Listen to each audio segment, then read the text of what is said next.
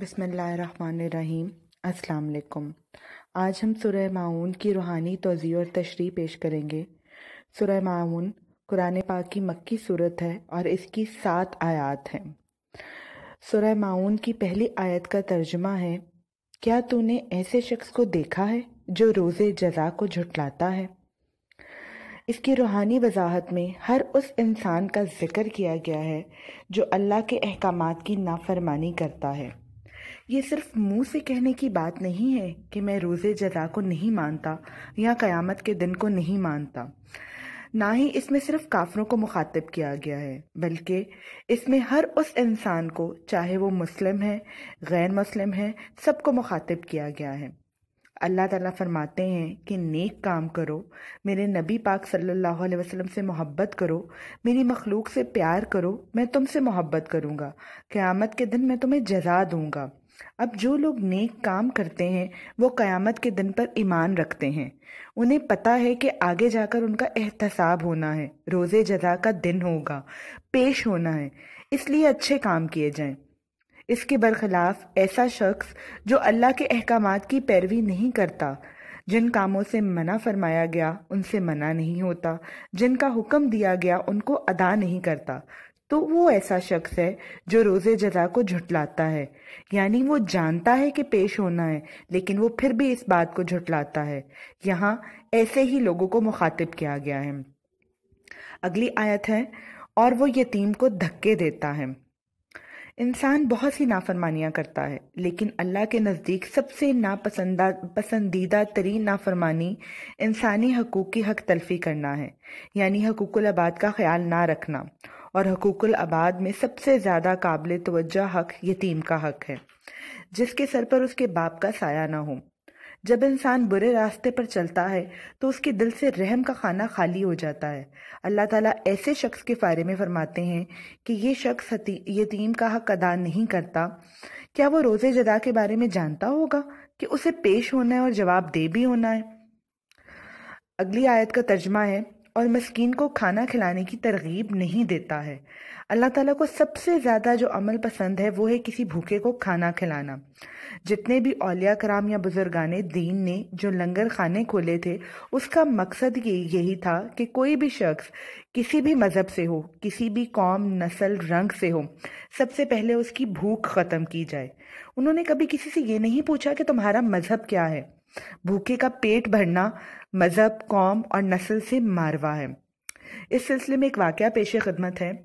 हज़रत इब्राहीम अलैहिस्सलाम अकेले खाना नहीं खाते थे। एक दफ़ा ऐसा हुआ कि काफ़ी वक्त गुजर गया, लेकिन कोई भी शख्स दस्तरखान पर साथ बैठने के लिए नहीं आया। आखिर वो खुद निकले कि किसी शख्स को तलाश कर सकें। एक शख्स मिला जो कि भूखा था, उसे घर लाए, साथ बैठाया। जब खाना खाने लगे तो आप अलैहिस्सलाम ने बिस्मिल्लाह पढ़ी, लेकिन उस शख्स ने नहीं पढ़ी। आप अलैहिस्सलाम ने उसे खाने से नहीं रोका, लेकिन दिल में ख्याल आया कि एक गैर मुस्लिम को, गैर मजहब के शख्स को दावत तोआम दी। जब खाने से फारिग हो गए तो उससे पूछा। उसने कहा कि मैं ईमान वालों में से नहीं हूँ। आपको हल्का सा पछतावा हुआ कि ये मैंने किसको खाना खिला दिया। उसी वक्त अल्लाह ताला की तरफ से वही नाजिल हुई कि इतने सालों से ये शख्स ईमान नहीं लाया, मैं उसे खाना खिलाता रहा, तो आज तेरे दिल में ये ख्याल क्यों आया। हज़रत इब्राहीम अलैहिस्सलाम ने उसी वक्त तौबा की और अपनी गलती की माफ़ी मांगी। इसलिए खाना खिलाते हुए रंग नस्ल कौम को नहीं देखना चाहिए, बस खिला देना चाहिए। क़यामत के दिन इसके बारे में सवाल किया जाएगा।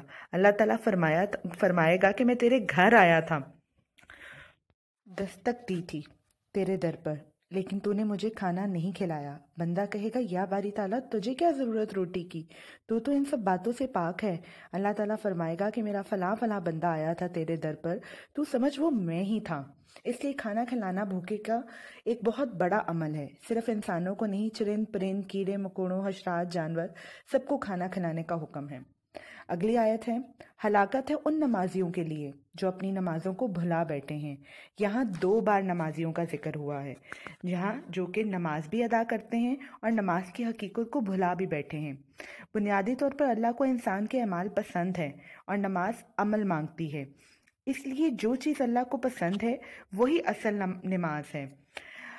اگر انسان یہ سوچتا ہے کہ وہ سجدے کرنے سے یا 5 وقت کی فرض نماز ادا کرنے سے نماز کا حق ادا ہو جاتا ہے تو یہ غلط خیال ہے، کیونکہ نماز عمل مانگتی ہے۔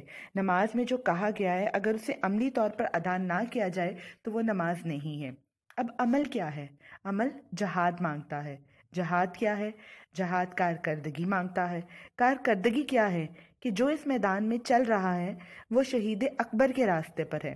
اب آپ پر منحصر ہے کہ آپ کتنی بڑی قربانی دیتے ہو، کتنی آسانیاں پیدا کرتے ہو، اور آپ کی نماز کا درجہ کیا ہے۔